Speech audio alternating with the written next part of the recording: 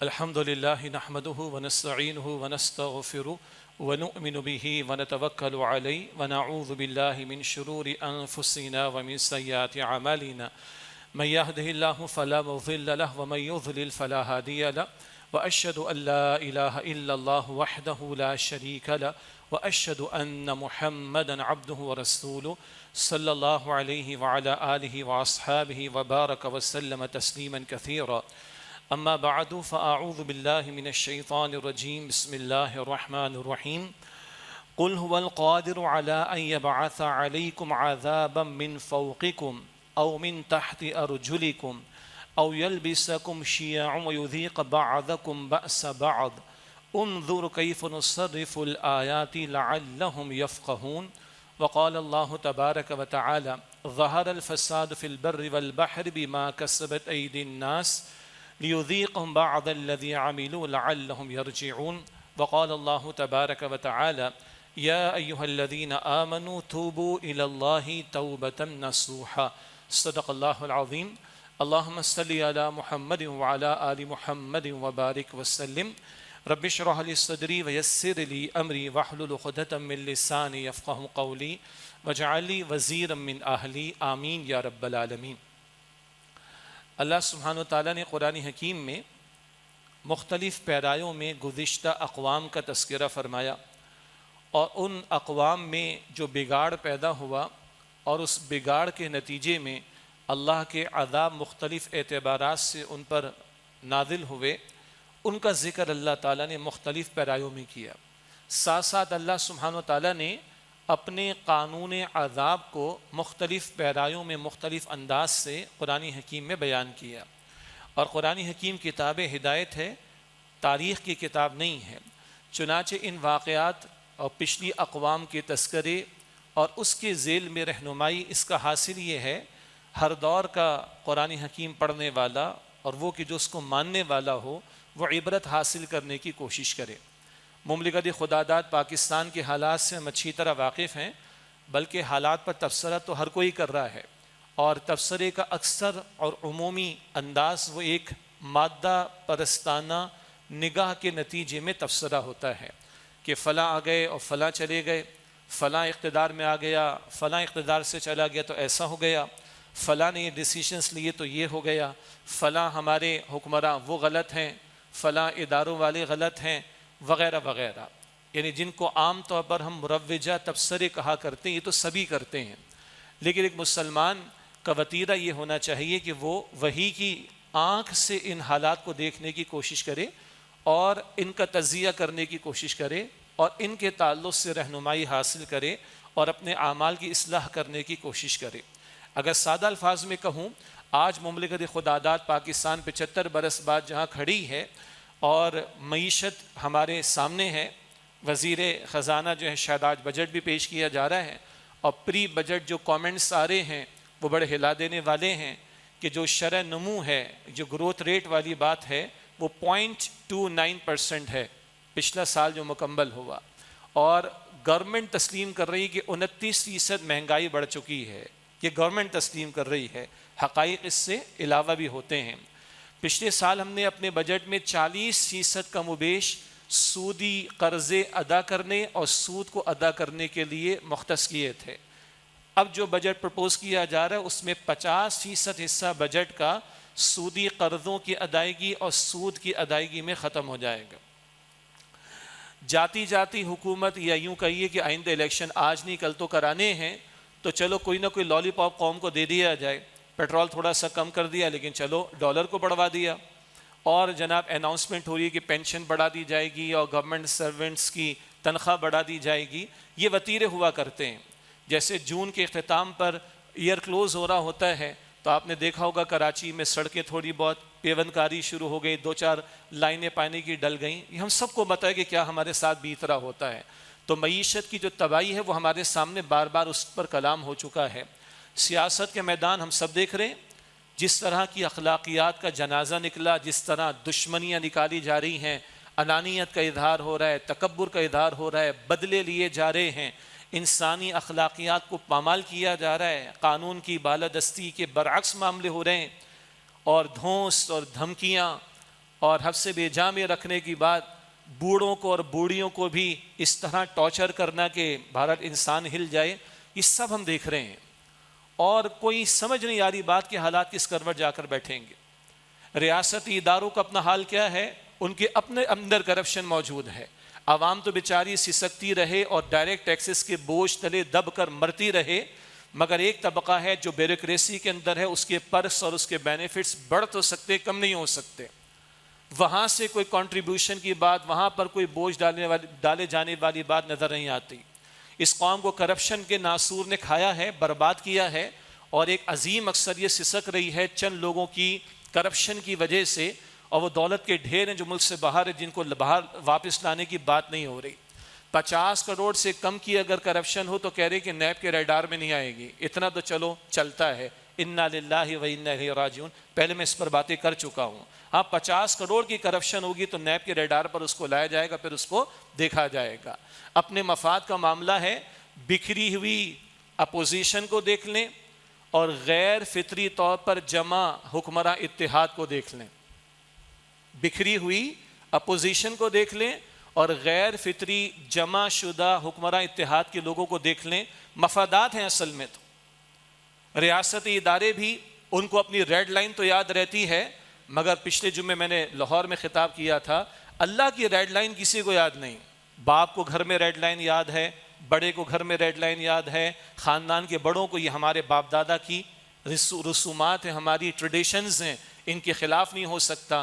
ادارے کے سربراہ کو ریڈ لائن یاد ہے، کمپنی کے ہیڈ کو ریڈ لائن یاد ہے، حکمرانوں کو ریڈ لائن یاد ہے، سیاست دانوں کو اپنی قیادت کے بارے، عوام کو اپنے سیاسی رہنماؤں کے بارے میں ریڈ لائن یاد ہے، ریاستی اہلکاروں کو ریڈ لائن یاد ہے۔ یاد نہیں تو کسی کو اللہ تعالیٰ کی ریڈ لائن یاد نہیں ہے۔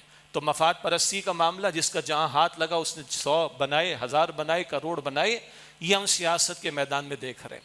معاشرت کا عالم ہمارے سامنے ہے، پردے کے احکامات کی جس طرح دھجیاں بکھیری جا رہی، میڈیا جس طرح مادر پدر آزاد ہو کر دجالی تہذیب کو پروموٹ کر رہا ہے، نکاح کا انکار، زنا کے راستوں کو کھولا جانے کا معاملہ، خاندانی نظام کو تباہ کرنے کی بات، LGBTQ+ کے تصورات کو اس معاشرے میں عام کرنے کی بات، اور ان کے لیے فوراً فنڈنگ کے ذریعے سے ایون عدالتی کارروائیوں میں کچھ لوگوں کو کھڑا کرنے کی بات، اور اس پورے ایجنڈے کو جو دجالی تہذیب کا ایجنڈا ہے کہ عورت کو کھلواڑ بنا کر پیش کیا جائے، خاندانی نظام کو برباد کرنے کی کوشش کی جائے، باقاعدہ پوری پلاننگ کے ساتھ یہ ایجنڈا ہم پر مسلط ہو رہا ہے۔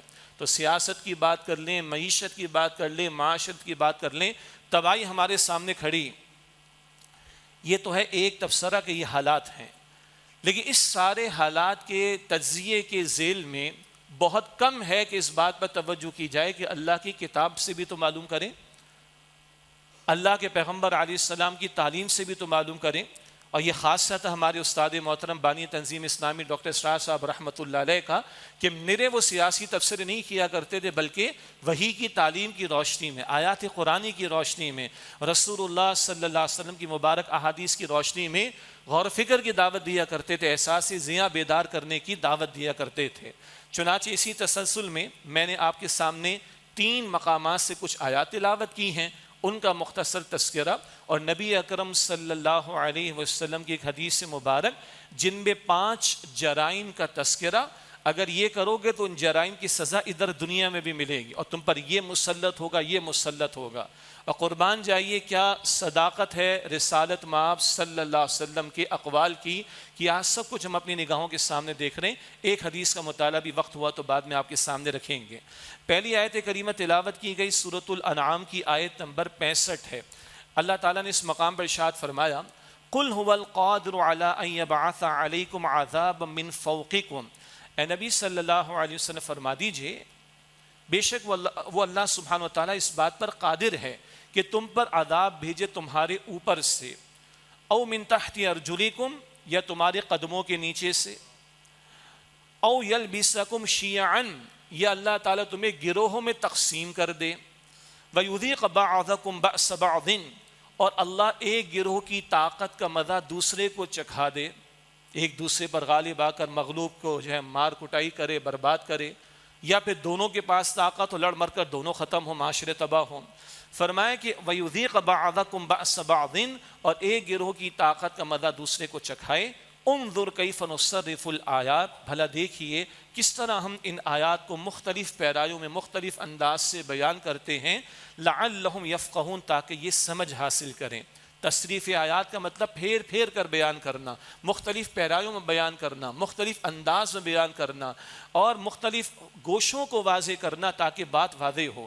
تو یہ جو قوموں پر آنے والے عذابوں کے معاملات ہیں، تنبیہات کے معاملات ہیں، وارننگز کے معاملات ہیں، کبھی مٹا دیے جانے کی پچھلی اقوام کے معاملات ہیں، ان کو جا بجا اللہ تعالیٰ نے قرآن کریم میں بیان کیا۔ مثال کے طور پر ہم سورۃ الاعراف کا مطالعہ کریں 8ویں 9ویں پارے میں، ہم سورہ ہود کا مطالعہ کریں 12ویں پارے میں، ہم سورہ شعراء کا مطالعہ کریں 19ویں پارے میں، ہم سورۃ القمر کا مطالعہ کریں 27ویں پارے میں۔ آپ دیکھیے 8واں پارہ، 9واں پارہ، 12واں پارہ، 19واں پارہ، 27واں پارہ، ان صورتوں میں تو اعراف، ہود، شعراء، قمر مستقل اللہ تعالیٰ نے 6 اقوام کے واقعات کو بیان فرمایا، اور ان پر آنے والے عذابوں کو اللہ تعالیٰ نے ذکر فرمایا۔ آگے اشارتاً بات آ جائے گی، لیکن عرض کر رہا ہوں مختلف پیرایوں میں اللہ تعالیٰ نے ان باتوں کو بیان فرمایا۔ اور میں پھر عرض کر رہا ہوں، قرآن بک آف ہسٹری نہیں ہے، قرآن بک آف اسٹوریز نہیں ہے، قرآن تاریخ کی کتاب نہیں ہے، قرآن قصوں اور کہانیوں کی کتاب نہیں، یہ ہدی للناس ہے، ہدی للمتقین ہے، یہدی للتی ہی اقوم ہے۔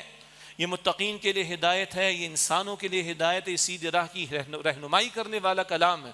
ان واقعات کا بیان عبرت ہے، سبق آموزی ہے، یاد دہانی ہے، ایڈمونیشن ہے، ریمبرنس ہے، تاکہ بندے عبرت حاصل کریں۔ 3 قسم عذاب کی یہاں پر بیان کی گئی۔ اے نبی سے فرما دیجئے صلی اللہ علیہ وسلم، اللہ تعالیٰ اس بات پر قادر ہے کہ تمہارے اوپر سے عذاب بھیجے، تمہارے قدموں کے نیچے سے عذاب دے، یا تمہیں گروہوں میں تقسیم کر کے ایک ہی طاقت کا دوسرے کو چکھائے مزہ۔ یہ 3 قسم کے عذاب ہیں۔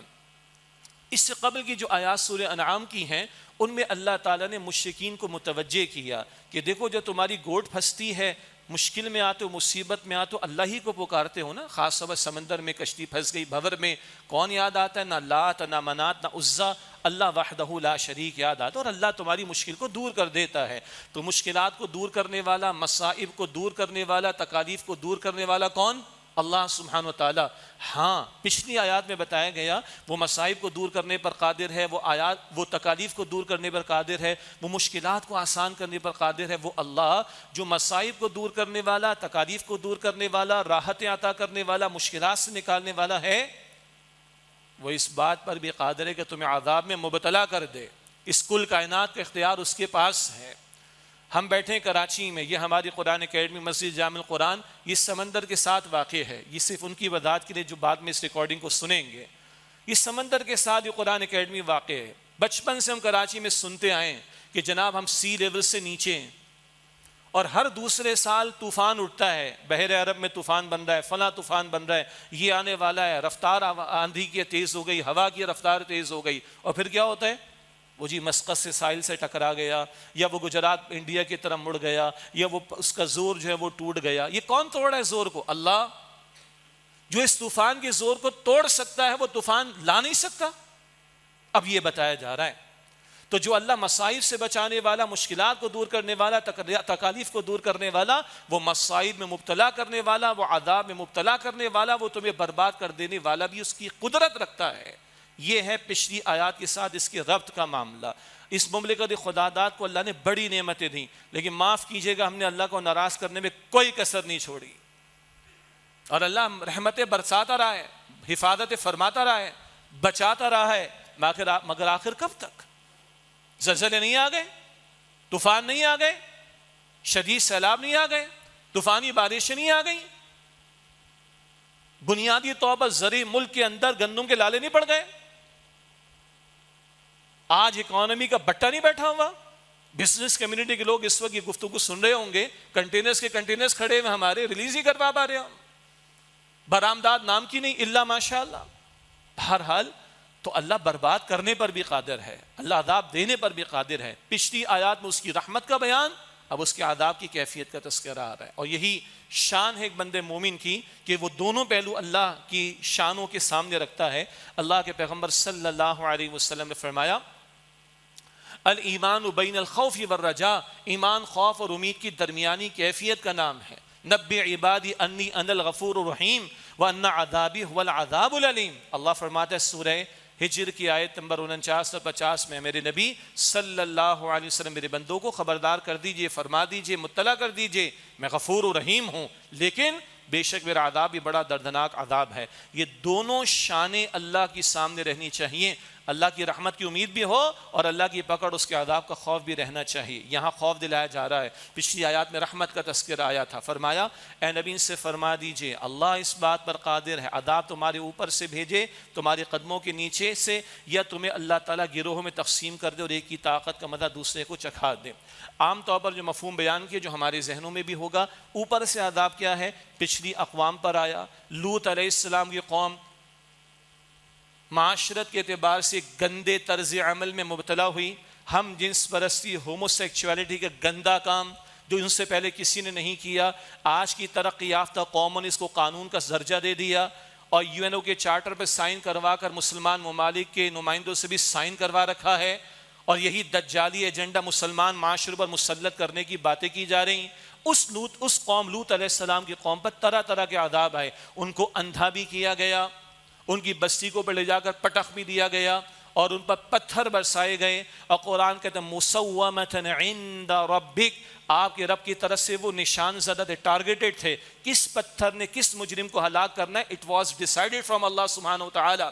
تو اوپر سے عذاب قوم لوط پر پتھر بھی برسائے گئے، اوپر سے عذاب نوح علیہ السلام کی قوم شرک میں مبتلا تھی، پیغمبر کا مذاق بھی اڑایا تھا اس قوم کے سرداروں نے، پیغمبر کی نافرمانی کی، پیغمبر کی دعوت کو رد کیا، شرک میں مبتلا رہی نوح علیہ السلام کی قوم۔ اوپر سے اللہ تعالیٰ نے شدید بارش برسا کر ان پر مسلط کیا، عذاب کو ہلاک کر دیے گئے۔ اسی طریقے سے سورہ فیل تو ہم سب کو یاد ہے، ابرہا کا لشکر، ہاتھیوں کو اللہ تعالیٰ، ہاتھی اس کے ساتھ آئے، اللہ نے تباہ کر ڈالا، اتنے بڑے ہاتھیوں کو لے کر آیا، اللہ نے چھوٹے چھوٹے پرندے بھیجے، چھوٹی چھوٹی کنکریاں برسائیں، فجعلہم کعصف مأکول، کھائے ہوئے بھوسے کی طرح اللہ نے کر دیا۔ اور بھی مثالیں ہیں، کہیں آندھی اللہ تعالیٰ نے چلا دی، اللہ تعالیٰ نے ہفتے بھر آندھی چلا کر ایک قوم کو ہلاک و برباد کر ڈالا۔ یہ ہے اوپر سے عذاب کی اقسام۔ قدموں کے نیچے سے عذاب دوسرا وہ کیا ہے؟ نوح علیہ السلام کی قوم پر اوپر سے بھی پانی برسایا گیا، وفارت تنور، زمین سے بھی پانی ابل پڑا تھا اور کشتی میں ایمان والوں کو بچا لیا گیا تھا، تو نیچے سے عذاب ان پر بھی آیا۔ فرعون اور آل فرعون کو غرق کیا گیا۔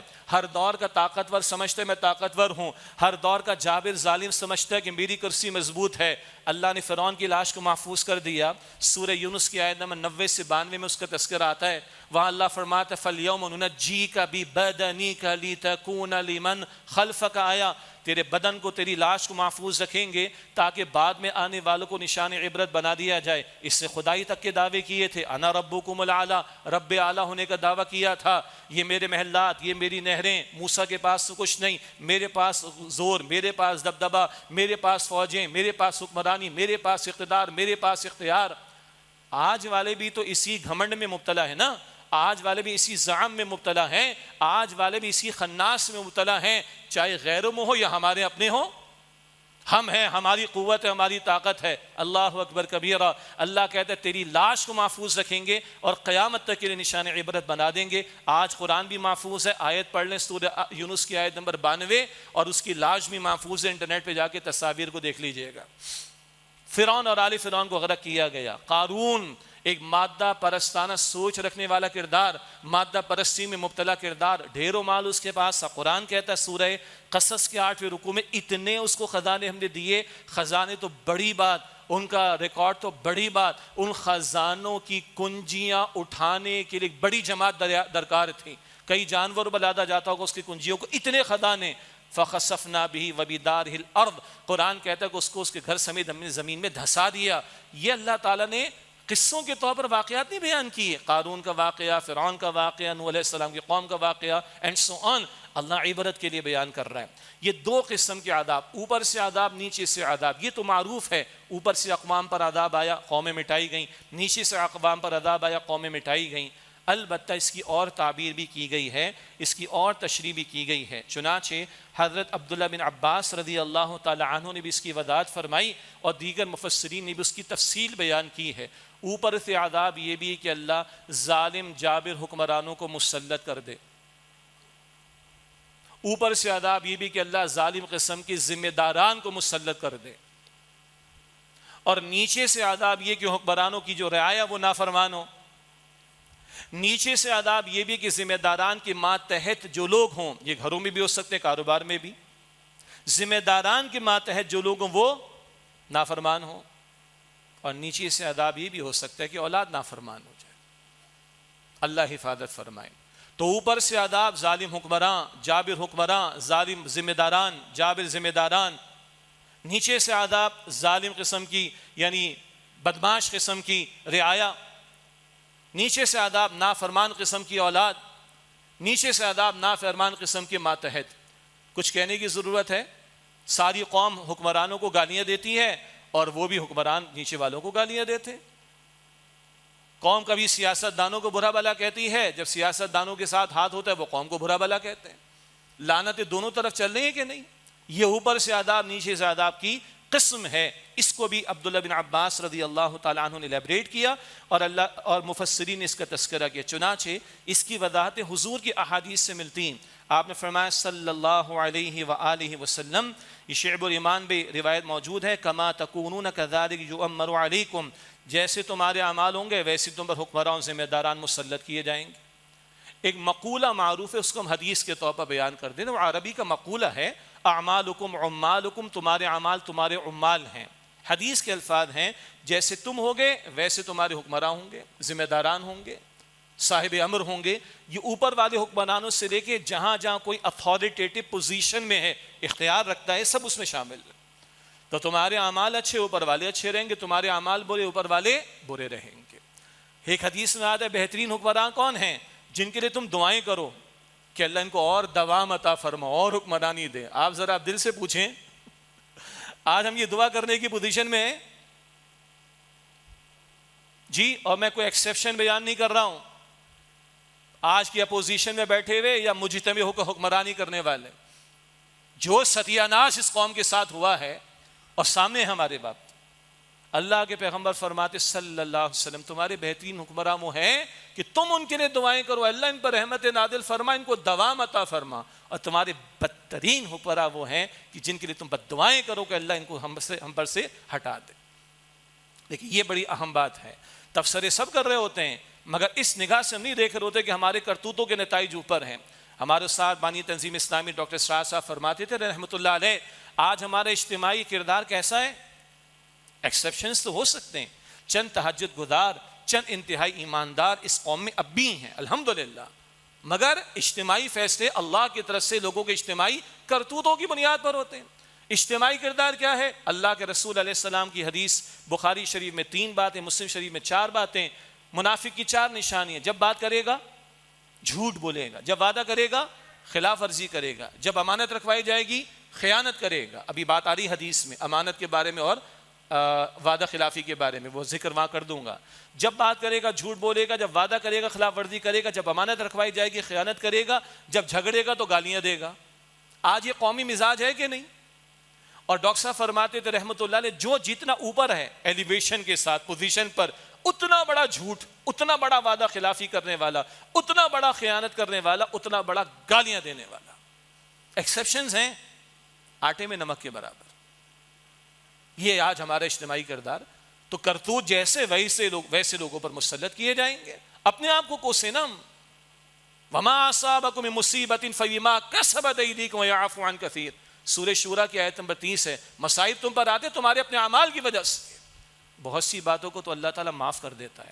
دوسری آیت میں نے تلاوت کی تھی سورۃ الروم کی آیت نمبر 41 ظہر الفساد فی البر والبحر بما کسبت ایدی الناس، خشکی اور تری میں فساد مچ گیا لوگوں کے کرتوتوں کی وجہ سے۔ یہ خشکی تری میں فساد کرتوتوں کی وجہ سے۔ کیوں؟ لیذیقہم بعض الذی عملوا، تاکہ اللہ ان کے کچھ اعمال کا مزہ انہیں چکھائے۔ بڑے قیمتی الفاظ ہیں، سارے کرتوتوں کا نتیجہ نہیں ملے گا گناہوں کا، اور اصل سزا دنیا میں ہے بھی نہیں، ذائقہ، نتھنگ ایلس، کچھ لوگوں کے کچھ اعمال کا مزہ انہیں چکھایا جائے۔ اس میں بھی حکمت کیا ہے؟ دل نرم ہو، بے حس نہ ہو جائیں، ہٹ دھرم نہ ہو جائیں۔ آج قوم بے حسی کا شکار، لعلہم یرجعون، لوٹیں اللہ کی طرف، گڑ گڑائیں اللہ کے حضور۔ اچھا جب یہ تبصرے ہوتے ہیں، او بھائی آپ لوگ زیادہ جذباتی ہو کے تبصرے کر رہے ہو تو یورپ والوں پر کیوں نہیں آتا، امریکہ والوں پر کیوں نہیں آتا؟ بہت اچھا سوال ہے، ہم نے اس کا جواب مختلف پیراوں میں پہلے بھی دیا ہے۔ وہ یہ ہے کہ ماننے والوں کے لیے اللہ کا قانون مختلف ہے، ورنہ تو اقتدار فرعون کو بھی ملا تھا، دولت کے ڈھیر قارون کو بھی ملے تھے، بن جاؤ پورے کافر، لے لو دنیا، آخرت میں کچھ نہیں۔ مسلمان ہو کر دنیا میں کچھ چاہتے ہو تو مسلمان بننا پڑے گا، نام کا نہیں، کام کا اور عمل کا۔ ایک باقی عذابوں کی مختلف کیفیات ہیں، مثال کے طور پر ذہنی بیماریاں، نفسیاتی بیماریاں، عدم سکون کا معاملہ، پلز لینی پڑتی ہیں نیند کے لیے، نئی نئی بیماریاں، خودکشیوں کا بڑھتا چلے جانا، قومی سطح پر سکون کا نہ ہونا۔ لنڈن اسکول آف اکنامکس کی سٹڈیز پرانی، سیٹسفیکشن لیول کے اعتبار سے نمبر 1 پہ کون سی قوم ہے، نیچے کون سی قوم ہے؟ آپ کو ہنسی چھوٹے گی، میری بھی چھوٹی تھی۔ نمبر 1 بنگلہ دیش، سیٹسفیکشن لیول قومی سطح پر۔ Number 46 U S A. اب آپ کو کتنی ہنسی آئے، یہ لنڈن اسکول آف اکنامکس کی سٹڈی کا حاصل ہے۔ صرف ہاتھ میں روپیہ پیسہ ہونا یہ سکون کی علامت نہیں، دل میں سکون نہیں تو سکون کوئی نہیں۔ تو وہاں اور مسائل ہیں، چھوڑ دیں ان کو تھوڑی دیر کے لیے۔ ہم اور آپ تو قرآن کے ماننے کے دعوے دار ہیں نا، ہم تو قرآن سے پوچھیں، ہم تو صاحب قرآن سے پوچھیں صلی اللہ علیہ وسلم۔ تو یہ دو قسم کے عذاب، اوپر سے نیچے سے، یہ آسمان سے آنے والی آفات بھی ہیں، اور یہ ظالم حکمرانوں کا مسلط کر دیا جانا، یا نیچے والوں کا جو ہے وہ ناہنجار ہو جانا، یہ اوپر اور نیچے کے عذاب کی یہ اقسام ہیں۔ اور عذاب کے آنے کی وجوہات لوگوں کے کردار کا بگاڑ۔ دنیا صرف فزیکل کازز کو دیکھتی ہے، زلزلے اس وجہ سے آ جاتے ہیں، طوفان اس وجہ سے آ جاتے ہیں، بارشیں اس وجہ سے ہو جاتی ہیں، بالکل صحیح ہے، اس کی فزیکل کازز ہیں، ان کا فزیکل فینومینا ہے، مگر اللہ کا قرآن بتاتا ہے کہ زلزلے تو شعیب علیہ السلام کی قوم پر بھی آئے، شعلے شعیب علیہ السلام کی قوم پر برسائے گئے۔ گڑبڑ کیا تھی؟ شرک بھی تھا، ناپ تول کی کمی تھی۔ It's a metaphysical cause. قوموں کے کردار کا بگاڑ، اس کی وجہ سے بھی زلزلے آئے، طوفانی بارشیں ہوئیں، آندھیاں چلی ہیں، پتھر برسائے گئے ہیں، قوموں کو دھسا دیا گیا ہے، ان کو خنزیر اور بندر بنایا گیا۔ قرآن کہتا ہے جی یہ میٹا فزیکل کازز ہیں، کردار کے بگاڑ۔ جب قوم میں کردار کا بگاڑ پیدا ہو تو یہ عذاب مسلط ہوتے ہیں۔ تیسرا عذاب کیا ہے؟ فرمایا وَيُذِيقَ بَعْضَكُمْ بَأْسَ بَعْضٍ أَوْ يَلْبِسَكُمْ شِيَعًا، اللہ تعالیٰ تمہیں گروہ میں تقسیم کر دے، وَيُذِيقَ بَعْضَكُمْ بَأْسَ بَعْضٍ، اور تم میں سے بعض کو بعض کی طاقت کا مزہ چکھائے۔ یہ ہے تیسری قسم کا عذاب۔ اب اس بارے میں اللہ کے پیغمبر صلی اللہ علیہ وسلم کی چند احادیث میں سے ایک دو کا میں ذکر آپ کے سامنے کروں۔ ہماری ایک حدیث معروف بیان ہوتی ہے، وہ بھی اس کا پہلا حصہ ہے، وہ بھی آ جائے گا، اور ایک اور حصہ بھی۔ یہ صحیح مسلم شریف کی روایت ہے، حضرت ثوبان رضی اللہ تعالیٰ عنہ اس کے راوی ہیں۔ اللہ کے رسول مکرم صلی اللہ علیہ وسلم نے فرمایا کہ میرے رب نے پوری زمین مجھے لپیٹ کر دکھائی، میں نے اس کے تمام مشرقوں اور مغربوں کو دیکھ لیا، اور یقیناً جتنی زمین میرے لیے لپیٹی گئی ہے، میری امت کا ملک یعنی اقتدار وہاں تک پہنچے گا۔ یہ اللہ کے رسول کی بشارت ہے، اور ابھی پوری زمین پر اسلام کا غلبہ نہیں ہوا، یہ ہونا ہے، یہ قیامت سے پہلے ہو کر رہے گا، یہ شدنی ہے، یہ انیویٹیبل ہے، یہ ڈیسٹینی ہے، but it will take time.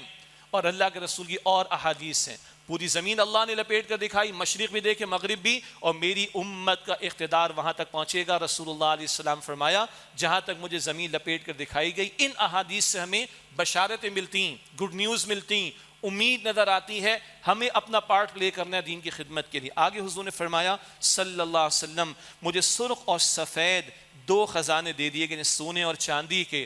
رسول اللہ نے بشارتیں دی تھیں، کسریٰ کے کنگن بھی ملے تھے سیدنا عمر کے دور میں رضی اللہ عنہ، اور قیامت سے قبل مال غنیمت خوب ملے گا مسلمانوں کو، لیکن آج تو بھی بہت کچھ ہونا باقی ہے۔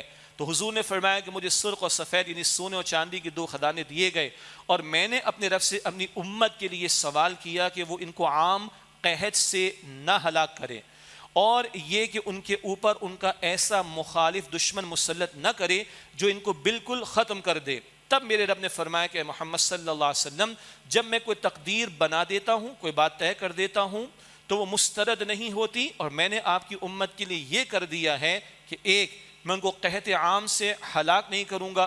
دو، یہ کہ میں ان پر ان کا مخالف ایسا دشمن مسلط نہیں کروں گا جو ان کو بالکل ختم کر دے، چاہے وہ تمام روئے زمین سے ان کی اوپر چڑھائی کرے. حتیٰ کہ یہ تیسری بات الگ ہے، حتیٰ کہ آپ کی امت کے بعض افراد بعض کو ہلاک کریں گے اور بعض کو قید کریں گے. ایسا قحط کہ ساری امت مٹا دی جائے نہیں ہوگا. پچھلی قومیں مٹائی گئیں، آپ کی امت پر نہیں ہوگا. ایک. دو، ایسا کوئی دشمن مسلط نہیں ہوگا چاہے پوری زمین سے آ جائے کہ ساری امت مٹا دی جائے، نہیں ہوگا. لیکن تین، آپس میں لڑیں گے، ہلاکتیں کریں گے اور بعض کو قیدی بنائیں گے. یہ مسلم شریف کی روایت ہے. ایک اور روایت سنن ترمذی میں، جامع ترمذی میں اسی تسلسل میں حضرت خباب بن ارت رضی اللہ تعالیٰ عنہ عرض کرتے ہیں رسول اللہ علیہ السلام نے ایک مرتبہ بہت طویل نماز ادا فرمائی. صحابہ نے عرض کی یا رسول اللہ، آپ نے ایسی نماز ادا کی جو آپ عام طور پر نہیں پڑھتے. رات کے تہجد کا معاملہ الگ، یہ کہیں حضور نے اہتمام کیا جو صحابہ کو عجیب لگا مجمع میں یا کچھ لوگوں کی موجودگی میں. اے اللہ کے پیغمبر، ایسی طویل نماز آپ نے ادا کی جو آپ عام طور پر نہیں ادا کرتے. آپ نے فرمایا کہ ہاں، اللہ سے رغبت اور اس سے خوف کی نماز تھی. اللہ اکبر. تھوڑی دیر پہلے کیا بات آئی؟ اللہ کی رحمت کی امید بھی ہو، یہ رغبت کا پہلو ہے، بشارت والا پہلو، اور اللہ کے عذاب اور پکڑ کا خوف بھی ہو، یہ خوف کا پہلو ہے. اللہ کے پیغمبر نے صرف حدیث سے بیان نہ فرمائی، یہ حضور کا اپنا طرز عمل تھا. حضور تو نمازوں کے بعد استغفار کے کلمات ادا کرتے ہیں، حضور تو بخشائیں، مگر آپ استغفار کے کلمات، رات کا طویل قیام فرماتے، آپ بخشائیں. اللہ کے پیغمبر آپ اتنی محنت کیوں فرماتے ہیں؟ آپ فرماتے افلا اکون عبدا شکورا، کیا میں اللہ کا شکر گزار بندہ نہ بنوں؟ آج امت گناہ گار ہو کر کیا کر رہی ہے دیکھ لیں، اور پیغمبر معصوم ہو کر کتنی محنتیں کر رہے ہیں اللہ کی بندگی کے لیے، اندازہ کیا جائے. بہرحال تو آپ نے فرمایا کہ ہاں، اللہ سے رغبت اور اس سے خوف کی نماز تھی. میں نے اللہ تعالیٰ سے 3 چیزوں کا سوال کیا، اس سے مجھے 2 چیزیں عطا فرما دی اور ایک سے منع فرما دیا. 2 چیزیں کیا عطا ہوئیں؟ میں نے اللہ سے سوال کیا میری امت کو قحط میں ہلاک نہ کرنا، تو اللہ نے مجھے عطا فرما دی. پوری ایکسیپشن ہو سکتا ہے امت مٹ جائے، ایسا نہیں ہوگا قحط سے. نمبر 2، میں نے سوال کیا میری امت پر ان کے مخالف کو مسلط نہ کرنا، تو یہ مجھے عطا کر دیا گیا. ہم غلام بنے ہیں مگر ساری امت بن جائے نہ، ایسا نہیں ہوگا. اللہ تعالیٰ نے یہ بھی قبول کر لی دعا. 3، اور میں نے سوال کیا کہ میری امت کے بعض سے جنگ نہ کریں، تو مجھے اس سے منع کر دیا گیا، اس دعا سے منع کر دیا گیا. اس میں بھی ایک لطیف نکتہ ہے، اللہ اپنے محبوب بندوں کی دعائیں قبول کرتا ہے نا، تو اللہ حضور کی قبول نہ فرمائے گا، تو حضور کو دعا سے روک دیا گیا. یہ لطیف نکتہ ہے. کیوں؟ بہرحال حضور مانگے تو اللہ عطا فرمائے گا، لیکن اللہ نے دعا کرنے سے ہی روک دیا. بات ختم. اب اللہ کی مشیت کہیں یہ ہونا تھا کہ وہ تیسری بات سے روک دیا گیا. آپس میں تو لڑیں گے، آپس میں تو جنگ کریں گے، آپس میں تو قتل بھی کریں گے، آپس میں قید میں بھی ڈالیں گے. اور آج یہ شاخسانہ ہمارے سامنے، یہ نتائج ہمارے سامنے. میں کیا تفسیر آپ کے سامنے رکھوں؟ سیاسی پہلے ہوتا تھا جی مسلکی بنیادوں پر، اس شہر میں مسجدوں میں تالے لگے، جوانیاں لٹائیں گے، مسجدیں بچائیں گے، یہ فرقہ واریت کے نعرے لگے. تو کبھی ہم نے فرقہ واریت پر اس شہر میں دیکھا؟ لسانیت کی بنیاد پر بوریوں میں بند لاشیں ڈرل کر کے جسموں کے اندر سوراخ کر کے تشدد کرنا، ٹارچر کرنا، کھالے ادھیڑ دینا، لسانیت کی بنیاد پر. اور اب سیاست کے نام پر سیاسی جماعتوں کے درمیان میں انانیت، تکبر، ظلم، زیادتی، جس کے ہاتھ میں طاقت دوسرے کو مٹا کے رکھ دینے والی باتیں. کوئی مجھے زیادہ تبصرہ کرنے کی ضرورت نہیں، یہ بس آپس کے اندر سارے معاملات ہیں ان کے. جس کے ہاتھ میں اختیار آ گیا وہ شروع ہو گیا. کل کسی کے پاس، آج کسی کے پاس ہے. بھول جاتے ہیں کہ سب سے بڑھ کر اختیار اللہ کے پاس، بھول جاتے ہیں کہ مرنے کے بعد اللہ تعالیٰ کو جواب دینا ہے، بھول جاتے ہیں لہو ملک السماوات والارض، وہ اللہ کی شان ہے. بھول جاتے ہیں کہ وَلْتَنْظُرْ نَفْسٌ مَا قَدَّمَتْ لِغَدٍ، اللہ کے سامنے کل کھڑا ہونا ہے. اللہ نے موقع دیا، اللہ نے فرعون کو بھی دیا، جاؤ کرنا جو کر لو دنیا کے اندر. نمرود کو بھی دیا، شداد کو بھی دیا، حامان کو بھی دیا، قارون کو بھی دیا، ابو جہل کو بھی دیا، ابو لہب کو بھی دیا، کچھ کو نشان عبرت بھی بنا دیا. آج ظلم کوئی کرے گا تو بچے گا، لیکن آج ہم یہ سب کچھ دیکھ رہے ہیں. اللہ کے رسول کو اس دعا سے منع کر دیا گیا صلی اللہ علیہ وسلم. ہیں ہمارے اعمال کے نتائج جو ہم پر یہ مسلط ہیں، اللہ ہمارے حال پر رحم فرمائے. بہرحال ایک حدیث میں آپ کو اور سناؤں، اور اس سے اور خدا کی قسم آنکھیں کھل جانی چاہیے ہماری. ہم نے ان احادیث کا مطالعہ کیا ہوگا، شاید ہم گزر جاتے ہیں. یہ حدیث مبارک سنن ابن ماجہ میں ہے. ترجمہ ہی عرض کر دیتا ہوں. حضرت عبداللہ بن عمر رضی اللہ تعالیٰ عنہ سے روایت، انہوں نے فرمایا رسول اللہ صلی اللہ علیہ وسلم نے ہماری طرف متوجہ ہو کر فرمایا، اے مہاجروں کی جماعت، خاص مہاجرین سے خطاب، 5 چیزیں ایسی ہیں کہ جب تم ان میں مبتلا ہو گئے تو ان کی سزا تو ملے گی، اور میں اللہ کی پناہ مانگتا ہوں کہ وہ یہ 5 بری باتیں تم تک پہنچیں۔ نمبر 1، جب بھی کسی قوم میں بے حیائی اعلانیہ ہونے لگتی ہے تو ان میں طاعون، پلاگ اور ایسی بیماریاں پھیل جاتی ہیں جو ان کے گزرے ہوئے بزرگوں میں نہیں ہوتی تھیں۔ آج پوری دنیا میں آپ دیکھ لیں، ہومو سیکچولیٹی، LGBTQ+، ان کو تو قانون کا سہارا دنیا دے رہی، اور کیسی کیسی بیماریاں دیکھ لیں۔ خودکشیاں سب سے زیادہ کیا ہوتی ہیں؟ بنگلہ دیش اور پاکستان میں ہوتی ہیں، ان غریب ملکوں میں ہوتی ہیں نہ، اسکینڈینیوین کنٹریز میں، جن کی پر کیپٹا انکم دنیا میں سب سے زیادہ ہے، سب سے زیادہ سوسائڈ ان ملکوں میں ہوتی ہے۔ وائی؟ غور کر لینا۔ تو جب کسی قوم میں بے حیائی اعلانیہ ہونے لگے تو طاعون جیسی بیماری اور ایسی بیماریاں پھیل جاتی ہیں جو ان کے گزرے ہوئے بزرگوں میں نہیں ہوتی۔ نکاح کا انکار ہو رہا ہے تو زنا کے راستے کھل رہے ہیں کہ نہیں کھل رہے؟ ٹرانسجینڈر ایکٹ کے نام پر یہ سارے سیاستدان، اپوزیشن، یہ بکھری ہوئی اپوزیشن والے، یہ غیر فطری طور پر جمع شدہ، سب کے سامنے پاس ہوا ہے، وہ سب کے سامنے۔ اور ابھی وفاقی شرعی عدالت کا فیصلہ اچھا آیا ہے، جو شقیں اس کی اسلامی تعلیمات سے مطابقت نہیں رکھتی بلکہ خلاف وفاقی شرعی عدالت نے کہا کہ یہ غلط ہے، اس کو درست کیا جائے، ٹھیک۔ مگر آپ دیکھیں خواجہ سراؤں کو بٹھا کر باہر کی فنڈنگ کی بنیاد پر پریس کانفرنسز ہو رہی ہیں۔ خواجہ سرا یہ نیچرلی اللہ نے جو مخلوق کے ساتھ کوئی معذوری کا معاملہ رکھا، ہم یہ کہتے ہیں ان کے حقوق ادا ہونے چاہیے، مگر اس کو بنیاد بنا کر بے حیائی کا دروازہ کھولا جائے تو یہ تو اللہ کے عذاب کو دعوت دینے والی بات ہے۔ نمبر 2، جب وہ ناپ تول میں کمی کرتے ہیں ان کو قحط سالی، روزگار کی تنگی اور بادشاہ کے ظلم کے ذریعے سے سزا دی جاتی۔ جب ناپ تول میں کمی ہوگی تو قحط سالی، گندم پروڈیوس کرنے والے ملک کو گندم کے لالے پڑ جاتے ہیں، ہم پاکستان کی بات کر رہا ہوں۔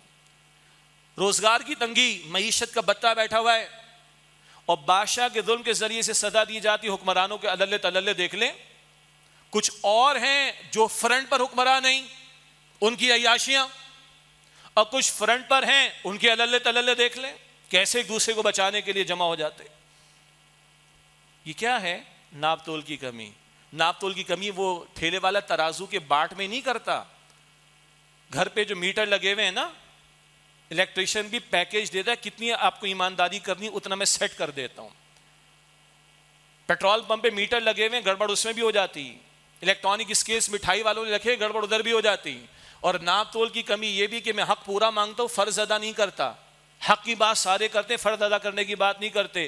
اور سب سے بڑی ناپ تول کی کمی کہ اللہ کی نعمتیں پوری استعمال کرتے، اللہ کی اطاعت نہیں کرتے، سب سے بڑی ڈنڈی تو اللہ کے ساتھ ماری جاتی۔